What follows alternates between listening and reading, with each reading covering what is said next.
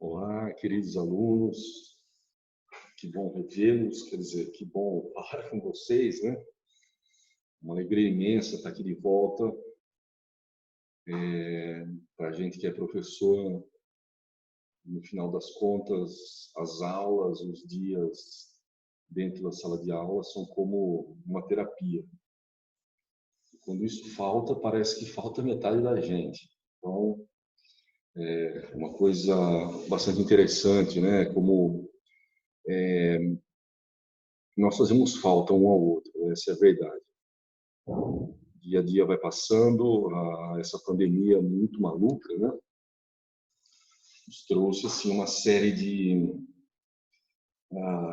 empecilhos, ao mesmo tempo uma série de revelações, uma série de reflexões interessantes sobre a vida, sobre as próprias relações humanas, né? Mas estamos aqui firmes e fortes, né? Uma situação meio inusitada essa, na verdade, para mim. Eu que quando tinha lá meus 11, 12 anos assisti os Jetsons. Os Jetsons era uma família de uma família que vivia no futuro, e essa família ela tinha alguns aparatos, alguns apetrechos tecnológicos assim, que eram naquela época tidos como bizarros, né? Um deles era justamente esse canal que nós estamos falando um ao outro. Era um canal de as pessoas tinham uma espécie de um espelho e lá falavam umas com as outras através das imagens de uma pessoa em outro lugar, enfim, era uma coisa maluca. Mas essa coisa maluca, depois de 30 anos, se tornou realidade e é por aqui que nós vamos interagir, né, meus queridos alunos. É uma responsabilidade enorme, essa minha e essas suas, é uma responsabilidade conjunta de fazermos o melhor. Nós temos um novo mundo pela frente, pelo que nos parece, nós vamos ficar aí por um longo período nesse contexto e sobressairão aqueles com atitude. E essa atitude eu acho que foi dada, o pontapé inicial foi dado pelo Dom Bosco Balsas. Eu fiquei extremamente entusiasmado, fui um entusiasta e um defensor desse modelo, nesse sentido de que nós professores que estávamos com vocês desde o início, estivéssemos aqui realmente botando a mão na massa e tentando justificar a figura do professor, né?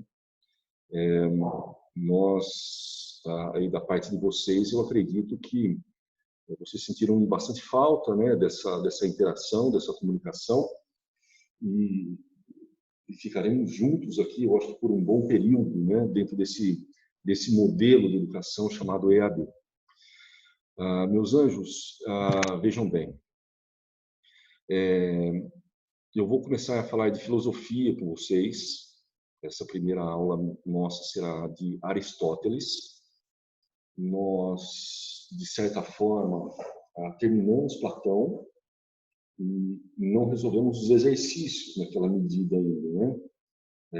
Nada impede que eu envie para vocês o resultado, né, o gabarito, o Platão também, faço alguns comentários pontuais caso vocês queiram, ok?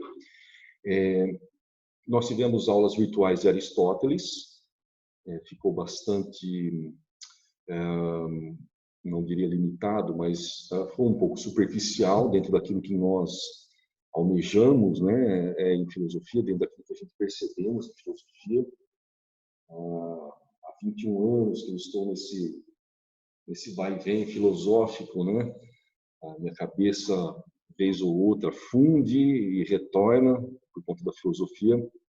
E eu gostaria portanto, de reapresentar Aristóteles para vocês. Para isso, se vocês quiserem seguir, nós estaremos colocando em evidência aqui a página 31 até a página 34 hoje. Na verdade, eu vou fazer uma divisão de 3 aulas desse capítulo. Hoje nós veremos numa primeira aula a biografia de Aristóteles, nós veremos a metafísica de Aristóteles, e também veremos a lógica de Aristóteles. Na sequência, na segunda aula, nós vamos trabalhar com a ética e a política em Aristóteles, e depois com o helenismo, obviamente com a filosofia helenística, né, em seu conjunto de saberes. Então, meus anjos, nós iremos hoje da 31 até a 33, perdão, né? E vou disponibilizar a vocês, em conjunto, a aula, um processo interessante aqui, que nos cabe, que é um recurso bastante interessante aqui, que é justamente dar esse apoio visual para vocês sobre os comentários que eu vou fazendo a respeito do tema, ok? Então, queridos, vamos até Aristóteles. Que homem, né? Que homem, Aristóteles. Eu queria ter sido Aristóteles, né? Por que não? Quando eu comecei em filosofia, quando eu estava em filosofia, eu tinha um certo asco de Aristóteles. Eu queria uma certa distância dele. Eu achava ele assim, muito mais um biólogo do que propriamente um filósofo. A filosofia aristotélica, posteriormente, me trouxe outro entendimento. Na verdade, esse processo contínuo de classificação, de taxonomias que Aristóteles desenvolve, de categorias, essas divisões, subdivisões, alocações de entendimento de cada um dos elementos da realidade, ao final fez com que eu me rendesse a ele e realmente entendesse que ele foi, se não o maior de todos os pensadores da história, certamente um dos maiores. Dada a sua influência no modelo de pensamento que virá futuramente, dado pela sua organização de ideias, dado a sua metodologia e dado a criação de uma ciência, né? Não é todo dia que um ser cria uma ciência. Na verdade, talvez eu crie qualquer dia uma ciência, mas não está fácil, viu, meninos? Mas muito bem. Aqui é uma apresentação bastante ampla da figura de Aristóteles, justamente desde do seu nascimento até as suas conquistas, os seus feitos como filósofo. Aristóteles, ele nasceu em Estagira, na Macedônia, ele é macedônico, portanto, e já foi, em algumas vezes, principalmente no Enem, em vestibulares como federais, essas federais que são, como por exemplo, a Federal do Tocantins, né, o UFT, algumas delas não chamam ele de Aristóteles no exercício, chamam ele de um estagirita. Estagirita, evidentemente, porque ele nasceu em Estagira, na Macedônia, fiquem atentos a isso, tá, galera? Então, o estagirita Aristóteles, ele versou em várias áreas, como nós podemos notar aqui, e deixou um vasto cabedal de ideias, galera. É impressionante como a pessoa pode versar por tantas e tantas e tantas áreas e ao mesmo tempo, influenciar vários caminhos do conhecimento, né? Aristóteles foi um aluno de Platão no Liceu, por um bom tempo ficou sob a tutela de Platão, entrou em colapso com Platão, né, intrigas conjugais entre os dois, e eles acabaram rompendo realmente, no sentido de que, ao término de um pouco mais de 20 anos, Aristóteles abandona seu mestre. E ao abandonar seu mestre, ele peregrina pelo mundo e encontra a sabedoria em várias áreas, em diferentes contextos históricos e temporais, como, por exemplo, no Egito, como, por exemplo, nos Cáucasos, como, por exemplo, hoje chamada de Turquia, né? Onde estavam presentes os turcomanos, os árabes, de modo geral, naquele momento. E nesse sentido, meninos, Aristóteles ele volta para a Grécia se estabelece em Atenas novamente, depois da morte de Platão, funda o seu liceu. O liceu era chamado, o liceu, a escola liceu ficou conhecida como escola peripatética, né? Os peripatéticos liderados por Aristóteles, e lá eles desenvolveram um número de produções científicas espetacular durante os séculos 3 e 4, desculpa, os séculos 3 e 2, foi realmente um momento assim de ápice, né, do ápice do conhecimento nesse momento, na história da humanidade. Muito bem, chegaremos, portanto, meninos, a uma divisão que não tem, na verdade, um fim acadêmico, né? É mais um fim didático. Isso certamente não vai cair no seu vestibular, a ideia do que seria o corpus aristotélicos, né? O corpus aristotélicos é o conjunto de obras escrita por Aristóteles, assinada por Aristóteles, e ela se divide em 3 áreas científicas, né? Nós podemos dividir a ciência de Aristóteles em 3 áreas, né? A teorética, que compõe a física, a matemática e a metafísica; a prática, a ética, a economia, a política; e a filosofia produtiva, poética, estética, a arte, as técnicas de um modo geral. Muito bem. Hoje, excepcionalmente, nós vamos tratar da filosofia teorética. E a filosofia teorética, ela é muito interessante porque ela é uma ciência que exige um tamanho de reflexão sobre nós bastante significativo. Então, meninos, para que nós comecemos a nos enveredar no mundo aristotélico, a desvendar os mistérios aqui de Aristóteles, inicialmente nós temos que fazer uma confrontação entre a filosofia platônica e a filosofia aristotélica. Está bem claro aí nessa foto, né, da escola de Atenas, escola que produziu também um sem número de ideias durante o mundo antigo. Está bem clara as 2 figuras aí presentes, né? Platão apontando para cima, para o seu mundo das ideias, onde havia uma composição de verdades estabelecidas nesse mundo das ideias, enquanto que aquilo que nós tínhamos como referencial dos sentidos no mundo sensível não passavam de cópias, né? Cópias que, obviamente, dependiam da ideia para existir. Muito bem. Então, a verdade contida no mundo das ideias para Platão significava o caminho do conhecimento, e era isso que estabeleceu o próprio Platão em sua filosofia. Do outro lado, você tem Aristóteles, de certa forma, mostrando os aspectos naturais como fundamentos do conhecimento. Então, digamos que Aristóteles trouxe do céu para a terra o conhecimento ou as verdades que deveriam ser estudadas e estabelecidas na filosofia. É fundamental nós entendermos esse biologismo aristotélico, essa vocação que Aristóteles tinha pela natureza, porque o seu pai, médico, chamado Nicômaco, também era um entusiasta da biologia, também praticava taxonomia, as classificações, as divisões de grupos de animais, de plantas e assim por diante. Então, segundo Aristóteles, o fator do conhecimento está estabelecido no mundo natural.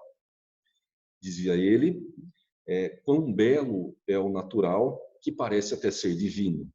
Ou seja, a exaltação de Aristóteles está contida dentro de uma reflexão direta daquilo que se estabelece no mundo natural, da natureza de um modo geral. Nisso, evidentemente, Aristóteles e Platão se divergem excepcionalmente. E, a partir desse momento, nós podemos introduzir essa determinação aristotélica para que ele dite metodologicamente como nós vamos alcançar a verdade a partir dos aspectos contidos no mundo natural. Muito bem? Seguimos então. Aristóteles, meninos, desenvolve um processo científico chamado de metafísica. A metafísica aristotélica, ela se difere em algumas perspectivas da metafísica medieval e da metafísica que nós estamos projetando na contemporaneidade. Nós poderíamos fazer uma descrição completa de cada uma dos referenciais metafísicos, mas nós vamos ficar contidas em duas. Começaremos pela metafísica medieval, ou seja, o estudo ou voltar-se para o conhecimento está contido na relação de Deus com o homem. Então, se você quiser encontrar o conhecimento, ou de alguma maneira se quiser se reportar ao conhecimento, você tem que usar a metafísica, você tem que usar o método dedutivo racional para alcançar a verdade contida na mente de Deus. Essa é a filosofia medieval, essa é a metafísica medieval. A metafísica aristotélica ela é um pouco mais complexa, pois ela visa encontrar nos elementos naturais a essência ou a verdade das coisas. Veja que interessante. Segundo Aristóteles, o mundo natural ele possui dois elementos em comum. Ele possui a causa e o efeito. O que é o efeito, inicialmente? O efeito ele só existe por conta da causa.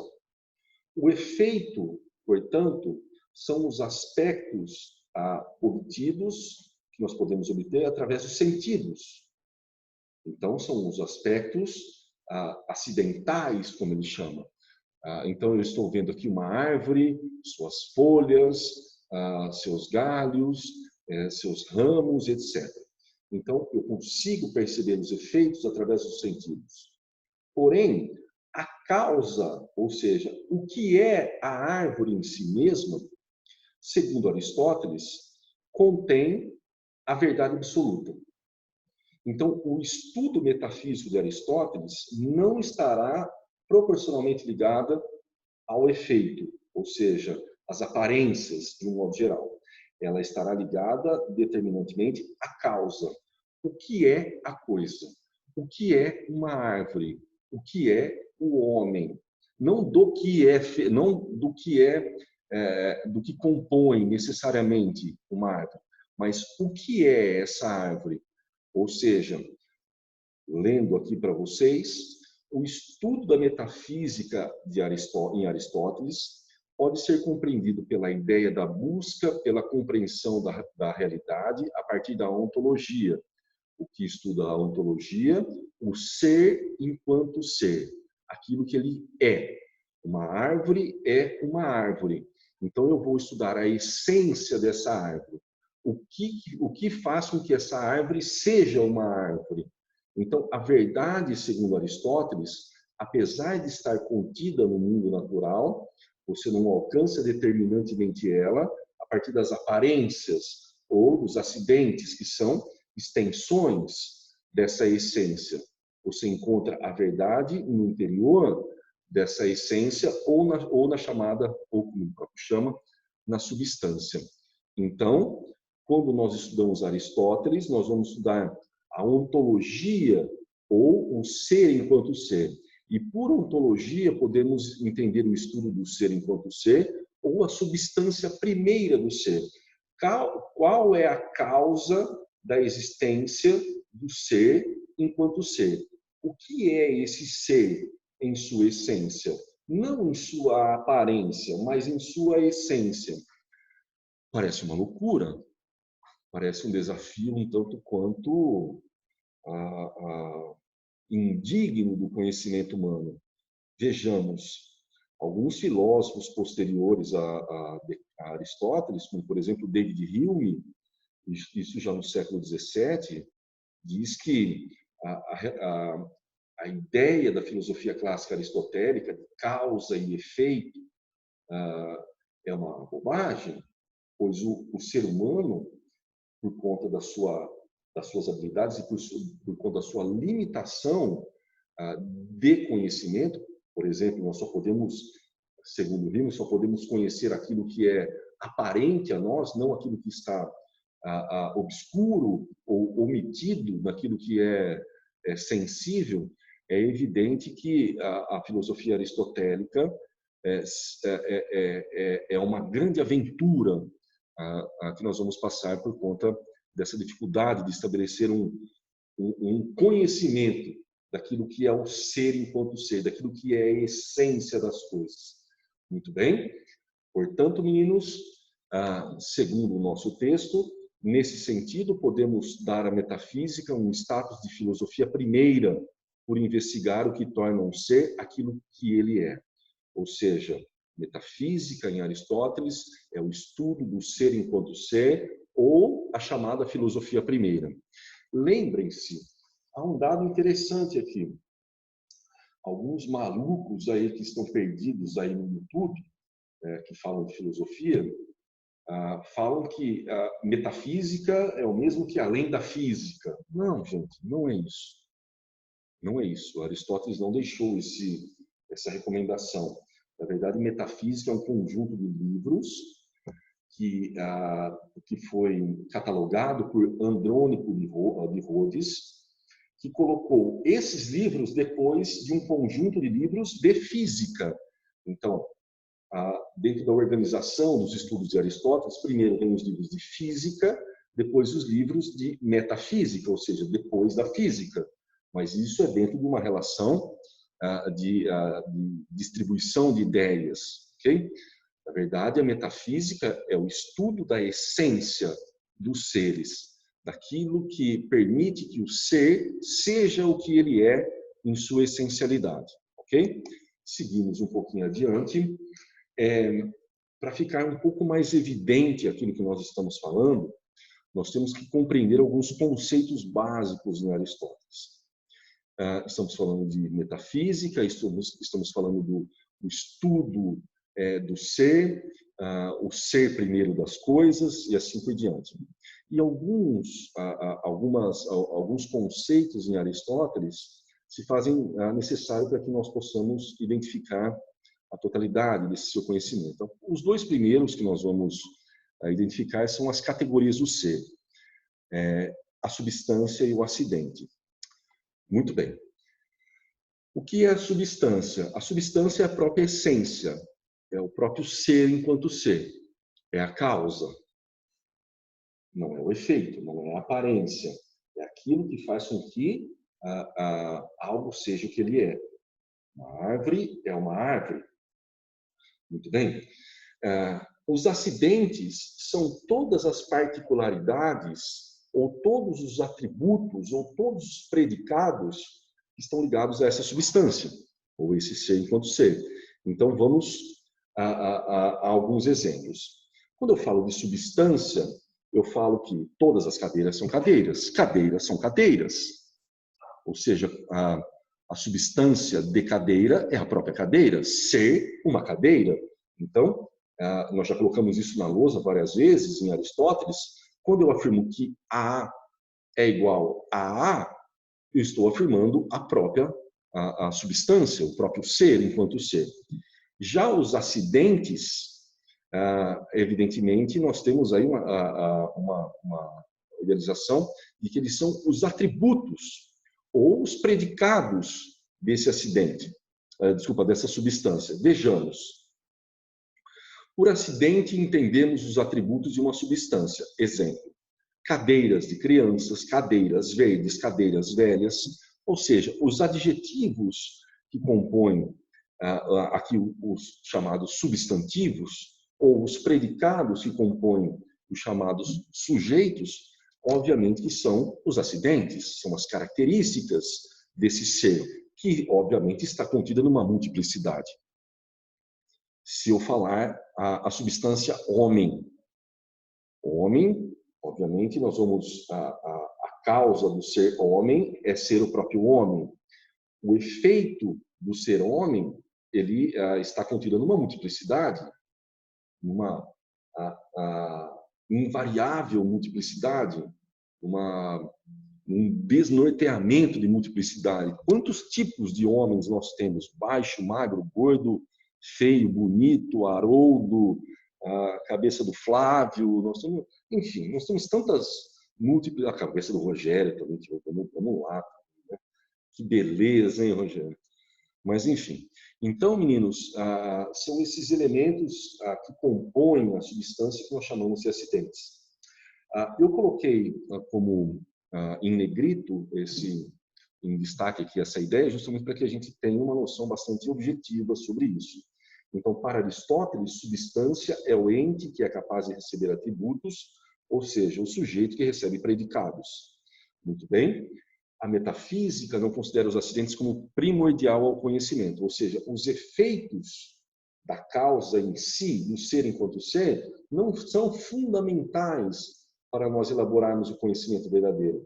O que é fundamental para nós elaborarmos o conhecimento verdadeiro é justamente estudar a essência ou a substância desse ser, ok? Faremos isso através da chamada teoria das quatro causas. Para determinar a essência ou a substância de um ser, aquilo que o ser é em si mesmo, aquilo que ele é, aquilo que, enfim, como ele pode ser daquela maneira, por que ele é daquela maneira, como ele se configura daquela maneira, nós usamos aquilo que Aristóteles chama de teoria das quatro causas. Então, o que são elas? São aquelas causas que explicam o que é a essência, a sua origem e o motivo da existência. Do grego causa significa o que é, como é, por que é e para que é a sua essência. Muito bem. A teoria das quatro causas, portanto, me faz identificar a causa primordial desses objetos que nós estamos estudando. Imaginamos, então, que o nosso objeto a ser verificado continue sendo uma cadeira. Vamos lá. O que é uma cadeira? O que de que matéria? Como ela se compõe? Perdão. Do que ela é composta, essa cadeira? Nós vamos falar de madeira, evidentemente. Então, matéria, madeira. O que é a forma? Como que nós identificamos a forma de uma cadeira? Nós vamos falar, a cadeira tem quatro pernas, né? Tem um assento, tem um encosto, isso é uma cadeira, né? Dentro daquilo que nós imaginamos. Nós vamos perguntar para que serve essa cadeira, afinal de contas? Qual é o intuito dessa cadeira? E nós vamos responder para sentar, para descansar, para se acomodar e assim por diante. E por fim, perdão, eu cometi uma inversão aqui. A causa final da cadeira é justamente você se sentar, você se acomodar e assim por diante. Do outro lado, nós temos a causa eficiente. Quem é o responsável por construir essa cadeira?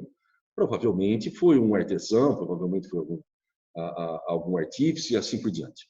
O fato é, meninos, que essa teoria das quatro causas, esse mosaico de ideias, de perguntas e respostas, me dá uma significação do que é a causa, do que é a essência desse ser. Vejam que todos os atributos posteriores, por exemplo, a cadeira verde, cadeira giratória, todos esses acidentes não me dão uma noção específica do que é a cadeira. Para que eu construa uma ideia da causa, da essência dessa cadeira, obviamente eu tenho que usar esse mecanismo de conhecimento, segundo de Aristóteles, chamado de teoria das quatro causas. Certo, meus anjos? Desculpa pela gafe e pelo trocadilho, tá? Seguimos adiante. Muito bem. Além dessa relação de conhecimento metafísica sobre a causa de algo, Aristóteles vai dizer que tudo que existe na realidade tem uma finalidade. Tudo. Não há nada que não exista que não tenha uma própria finalidade. Isso significa que tudo aquilo que está contido na natureza passa por uma relação de movimento, de mudança. Assim como havia dito Heráclito. Segundo Heráclito, nada permanece, tudo está em constante movimento. E, obviamente, para sofisticar essa ideia de Heráclito, Aristóteles também vai dizer que na natureza, obviamente, que tudo está em movimento. E segundo Aristóteles, estão sujeitas à mudança. A essa transformação, a essa sequência de mudanças que existe na própria natureza, Aristóteles chamou de dever. O que é o dever? O dever é uma espécie de força, uma força interior contida em todos os elementos que existem por si mesmo. Vejamos um exemplo. Uma semente. Uma semente, ela tem uma força interior que ela é capaz de gerar, posteriormente a ela, um processo de multiplicação celular até atingir uma planta, até se tornar uma planta. Isso é muito interessante. Esse é o dever, essa força transformadora, essa força reguladora que existe no processo que nós identificamos na natureza. E esse processo, obviamente, que Aristóteles denominou de ato e potência. O que é o ato e o que é a potência? O ato é a manifestação do ser em seu estado atual. Por exemplo, eu, André, 43 anos, fiz em janeiro essa idade, estou com 43 anos e 5 meses, aproximadamente quase 5 meses. Muito bem. O André, ele tem uma potência interior. Essa potência, obviamente, que é uma geração que permite, é um fluxo de alterações que posteriormente fará com que eu seja velho, por exemplo. Eu vou me transformar numa pessoa mais velha, mas você tem certeza, professor, absoluta? O dever, ou seja, esse fluxo, essa mudança, essa manifestação contínua de alterações que existem na natureza, me permite identificar que posteriormente eu serei uma pessoa velha. Muito bem, meninos. Vamos voltar ao exemplo da semente para identificar o que é um ato, o que é uma potência. Uma semente é um ato nesse momento. Qual é a potência dessa semente? Se tornar uma planta, uma árvore, algum tipo de leguminosos e assim por diante. Um ovócito, a partir do momento em que ele é fecundado, ele está em ato a partir da fecundação. Qual é a potência desse ovócito fecundado? Certamente será se tornar uma criança, depois um adolescente e assim sucessivamente. Certo, meus anjos? Então, segundo Aristóteles, muito de acordo com aquilo que Heráclito já havia dito, tudo que está contido na natureza possui uma potência e um ato, ou um ato e uma potência. Isso se dá por conta do devir. Todos os elementos naturais estão sujeitos ao devir, à transformação. Tudo que está em ato é aquilo que está contido nesse momento, é aquilo que contém em si mesmo aquele momento. E todo ser que está em ato, ele possui uma potência, que é justamente gerar-se ou criar um fluxo de alterações em si mesmo capaz de se tornar algo. Esse algo pode ser de uma semente a uma planta, de um ovócito fecundado a uma criança, e do André, na idade que eu estou, a uma pessoa mais velha. Tudo bem, meninos? Seguimos adiante. Nós vamos falar um pouquinho da teologia de Aristóteles. É uma coisa maluca, Aristóteles é um precursor do cristianismo. Aristóteles, em suas viagens, conheceu religiões, principalmente a persa, né, de Zaratustra, né, o Zoroastro, que foi uma tentativa persa de demonstrar o monoteísmo muito antes dos judeus se consolidarem, muito antes do cristianismo, principalmente, se consolidar. Muito bem. Veja que interessante. Nós, no início da aula e no decorrer dela, falamos que tudo que existe na natureza possui uma causa e um efeito. Correto, meninos? A causa é a coisa em si, a essência, o ser enquanto ser. O efeito são os atributos ou os acidentes que multiplicam, que se tornam múltiplos ou que derivam de uma multiplicidade. Muito bem. Já que existe que tudo que existe tem uma causa e um efeito, o que originou essa causa primeira dos seres?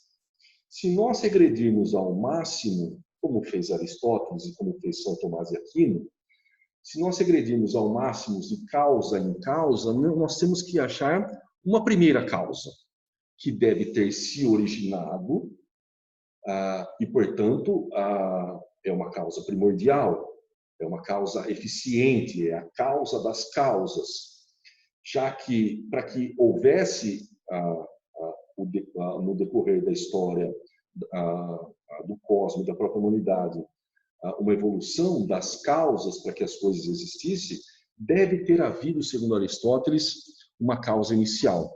Essa causa inicial,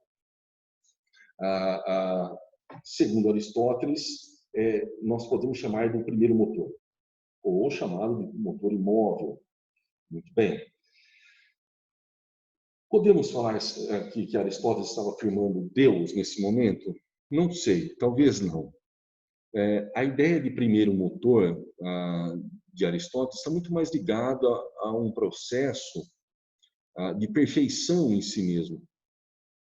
Veja, a multiplicidade não pode gerar algo perfeito, porque ela, segundo Aristóteles, dentro da multiplicidade há uma série de variações e nós não podemos considerar uma delas o algo perfeito. Então, de toda a multiplicidade, somente algo que seja perfeito em si mesmo poderia gerar essa própria multiplicidade. E segundo Aristóteles, isso foi feito num primeiro motor. É como se ele colocasse tudo em movimento. É interessante isso, porque, segundo Aristóteles, esse primeiro motor coloca em movimento tudo aquilo que existe na própria realidade. Mas ele não poderia estar em movimento, porque se ele estivesse em movimento, obviamente que, segundo as relações naturais, ele tenderia a desaparecer. Então, essa causa que causa o movimento, é evidente que está num processo primordial, anterior a tudo aquilo que existe na própria realidade. Eu coloquei aqui para a gente identificar em São Tomás de Aquino essa percepção de causa inicial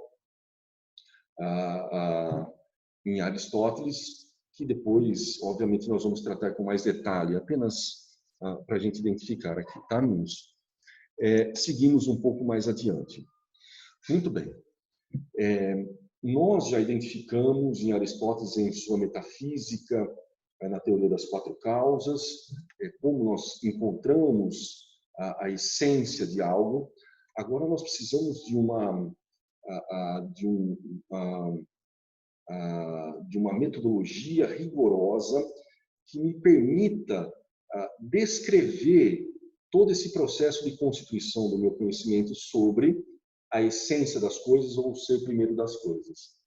Aristóteles ele vai se apoiar em Parmênides e vai criar um conjunto de relações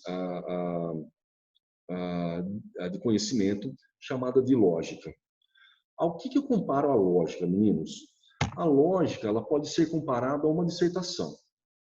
A dissertação você tem regras a serem seguidas, são regras invioláveis, e segundo Aristóteles, para que nós possamos alcançar a essência, o ser primeiro das coisas, através de uma técnica extremamente razoável de escrita, nós temos que nos apoiar em várias regras. E essas regras, segundo Aristóteles, são fundamentais para determinar os conceitos e a base do conhecimento dada pela metafísica. Muito bem, eu coloquei alguns dados aqui sobre o conceito de lógica e nós vamos trabalhar passo a passo como Aristóteles desenvolve a sua lógica na obra Organo, e é evidente que em algum momento nossa cabecinha vai pirar, mas o interesse maior nosso é que vocês tenham um subsídio, tenham um aporte significativo dessa matéria, porque ano sim, cai na UEMA. Tá? Muito bem. O que é a lógica, meninos? A lógica, ela se preocupa em apresentar o caminho correto para a investigação e demonstração científica a partir de uma estrutura adequada em seu interior. Então, para que eu desenvolva o meu processo de descrição dessa minha realidade na qual estou investigando, eu tenho que ter regras que sejam sistemáticas e que, porventura, me permitam esclarecer os fatos na qual eu estou investigando. Muito bem? Vamos a ela. Os princípios fundamentais da lógica aristotélica estão contidos naquilo que o próprio Parmênides já havia falado, mas, obviamente, há uma sofisticação, sempre há uma sofisticação em Aristóteles. Muito bem. O primeiro princípio é o princípio da não contradição. O ser é e o não ser não é. Muito bem. Se eu sou, né, o ser enquanto ser é uma árvore, esse ser enquanto ser, ele é uma árvore e ele não pode ser uma não árvore. Ele só pode ser uma árvore. Parece uma besteira no que nós estamos falando. Mas vejam o que vocês têm na dissertação, na produção textual. Se você está falando sobre algo A, por exemplo, o homicídio de velhos, lá no meio do caminho você está falando sobre a paisagem de Bora Bora, é evidente que você fugiu da coisa. E isso, obviamente, custará em sua coesão. E é isso que está falando Aristóteles. Se eu estou falando de árvore, eu não posso falar de não árvore. Se o meu tema é árvore, eu só posso falar de árvore. E isso segue a um novo princípio que diz que a árvore só pode ser uma árvore. Ou seja, ela não pode ser nenhum outro objeto, nenhum outro fenômeno que não seja a própria árvore. A substância árvore, a essência árvore, está contida na ideia de árvore. Ponto final. Muito bem? Esse princípio do terceiro excluído diz respeito à questão da validade e da falsidade de algo. Muito bem. Uma questão só pode ser verdadeira ou falsa. Por exemplo, ela não pode ser relativa. Talvez aquilo seja uma árvore, talvez aquilo seja uma árvore. Não, ou é uma árvore ou não é uma árvore. Não há um meio termo, não há uma possibilidade de nós encontrarmos uma relativização sobre o fenômeno apresentado. Tudo bem? Esses são os três princípios fundamentais. Agora, nós vamos identificar a produção, segundo Aristóteles, a estrutura textual, que, segundo Aristóteles, é fundamental na relação da produção do conhecimento. Muito bem. Vejam, a lógica, ela se interessa essencialmente por ideias que são chamadas de proposições, frases, ideias. Essas proposições devem se encadear umas às outras numa medida que faça sentido, para que, ao final, eu consiga fazer uma conclusão sobre algo. Imaginamos algo que seja palpável, segundo Aristóteles. Todo homem é careca. O Vander é um homem, aparentemente, não é? Logo, o que nós podemos afirmar? Nós podemos afirmar que o Vander é careca, afinal de contas.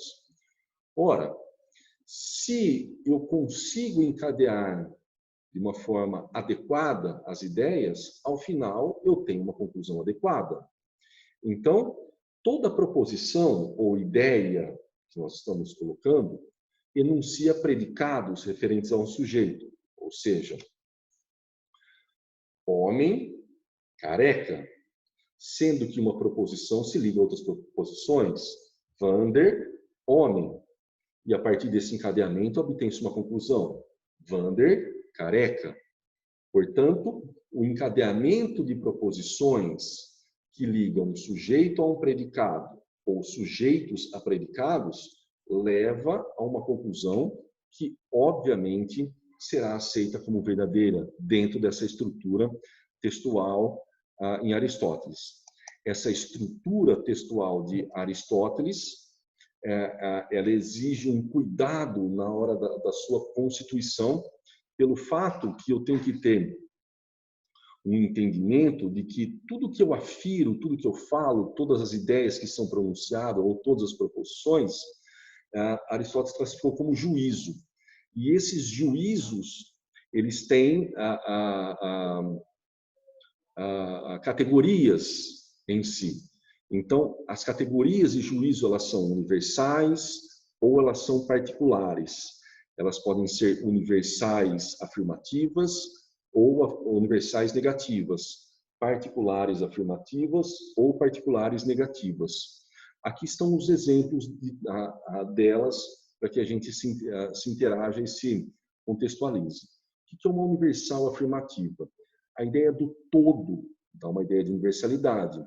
Obviamente que não há nenhuma negação nessa proposição. Todo homem é inteligente, portanto, ela é afirmativa.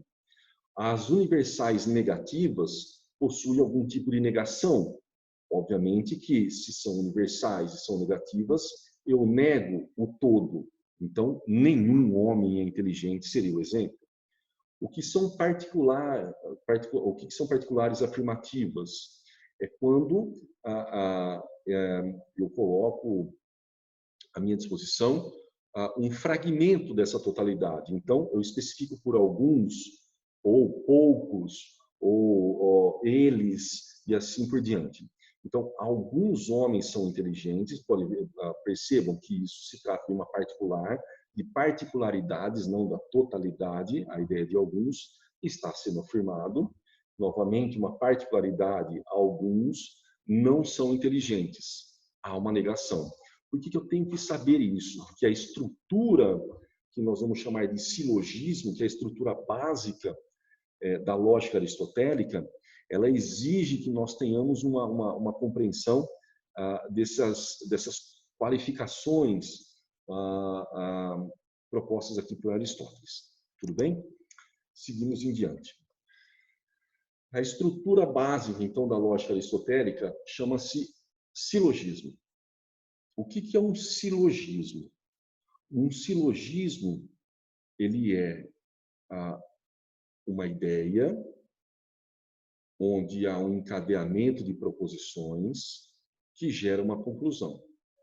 Esse encadeamento de proposições, ela possui algumas especificidades. Toda vez que eu vou criar um silogismo, eu tenho que identificar o que é uma premissa maior e o que é uma premissa menor.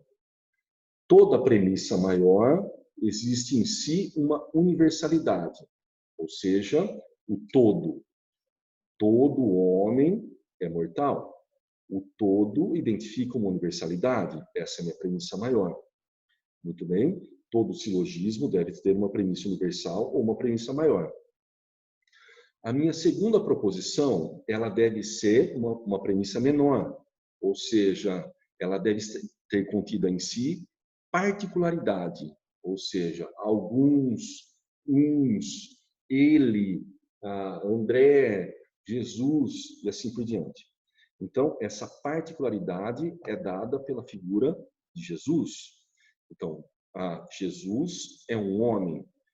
Significa, portanto, que as duas primeiras proposições que eu tenho no silogismo são premissas.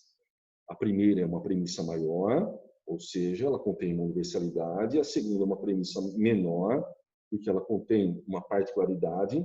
E, por fim, isso gera uma conclusão. Essa conclusão é dada pelo encadeamento de ideias, como eu disse a vocês, que que tem um determinado sentido e que gera uma conclusão verdadeira. Ou seja, as conclusões devem ser sempre menores que a premissa maior, ou seja, a conclusão também é particular. Então, esse é um modelo chamado silogismo e também um modelo do chamado pensamento dedutivo. O pensamento dedutivo, ele começa da premissa maior e gera uma conclusão particular. O pensamento dedutivo, ele contém em si mesmo uma ideia universal que gera uma série de particularidades. Então, meus anjos, essa é a estrutura básica da lógica aristotélica. Há alguns detalhes que nós vamos mostrar passo a passo, que também são fundamentais e que a UEMA adora. Parece que eles só sabem isso de filosofia, tá? Mas, enfim. Outro exemplo aqui, para nós identificarmos de silogismo. Todo homem, quando ama, é capaz de chorar. Muito bem. Obviamente, nós temos uma premissa maior, identificada pela universalidade do todo. Jesuíno é um homem que ama. É evidente que na premissa menor está identificada a particularidade contida na premissa menor. E isso gera uma conclusão, também particular, onde diz que Jesuíno é capaz de chorar. Evidentemente que Jesuíno está chorando porque ele deve ter perdido alguma mulher, né? Mulheres bonitas do terceiro ano, né? Na verdade, eu não sei o que esses moleques do terceiro ano pensam da vida, porque, na verdade, é um bando de bocó, né, molecada? Pelo amor de Deus, tanta moça bonita lá, pelo amor de Jesus Cristo, está fazendo filosofia. Muito bem. Seguimos adiante. Há um outro detalhe que nós temos que identificar aqui, meus anjos, que é a questão do termo médio em um silogismo. Para isso, eu tenho que ter uma certa compreensão da língua portuguesa. E como vocês são cátedres em língua portuguesa, só tiram 1000 em gramática, obviamente que isso vai ficar bastante simples para vocês. Muito bem. O que é esse termo médio, meninos? Vamos ler o silogismo como um todo, inicialmente. Todo município do Maranhão possui calçadas. Veja que minha premissa maior contém uma universalidade, né? Balsas é um município do Maranhão. Essa é a minha premissa menor e contém uma particularidade. Logo, Balsas possui calçadas. Muito bem. Veja, na minha proposição, na minha primeira proposição ou na minha premissa maior, eu tenho um sujeito e um predicado. O que é o sujeito nesse caso? Município do Maranhão, né? Muito bem. E o que são predicados aqui? Possui calçadas ou calçadas. Então, esse sujeito, município do Maranhão, na minha premissa maior, se torna predicado na minha premissa menor. Um terceiro elemento, Balsas, ele surge nesse contexto, na minha premissa menor, e isso se mantém na minha conclusão. O sujeito da minha premissa menor, Balsas, torna-se sujeito na minha premissa, na minha conclusão, e aquilo que foi o meu predicado na premissa maior, possui calçadas, se torna predicado também na minha conclusão. Então, esse jogo de sujeito e predicado, ele forma uma concepção ou uma estrutura silogística que nós chamamos de ABCA-CB. Isso só se faz com treinamento.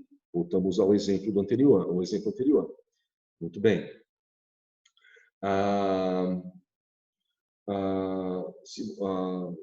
Deixa eu só pegar aqui isso. Vamos lá. Todo homem é mortal.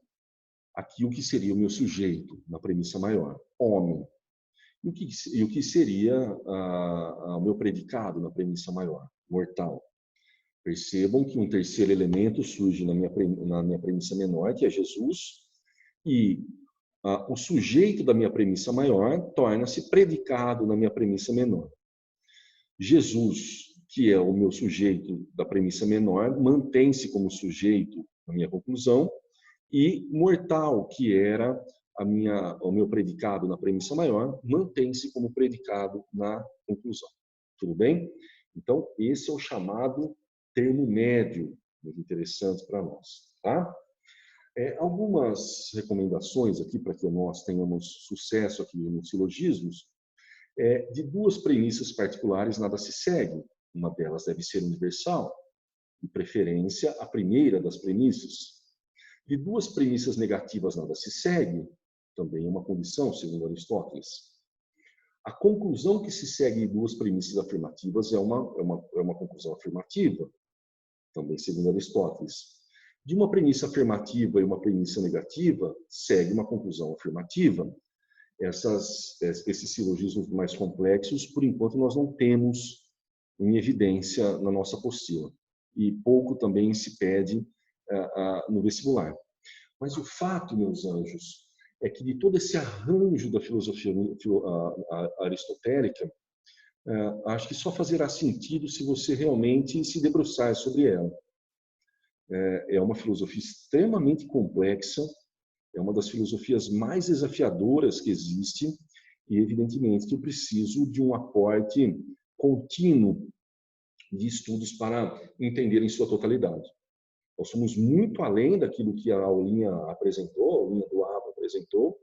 A exigência, evidentemente, é muito maior, já que os exercícios que vocês farão, e vocês verão isso na sua apostila, são de extrema complexidade também. O vestibular não está lá para oferecer perguntas mais do mesmo, né? E nesse novo mundo, nessa nova ordem mundial, nesse tempo em que temos mais tempo, nós podemos nos debruçar com mais carinho sobre a filosofia.